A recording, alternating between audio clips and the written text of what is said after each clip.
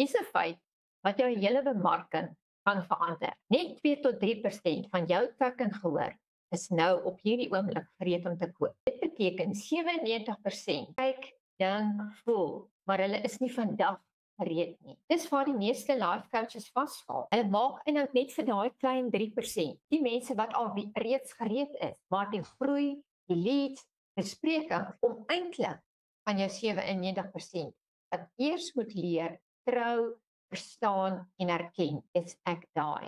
Sê dis net verkoop, verkoop, verkoop, mis jy die grootste deel van die koek. Maar as jy begin praat oor die probleem wat hulle voel, die emosie wat hulle dra, dan begin daardie 97% stadig maar seker na jou toe skuif.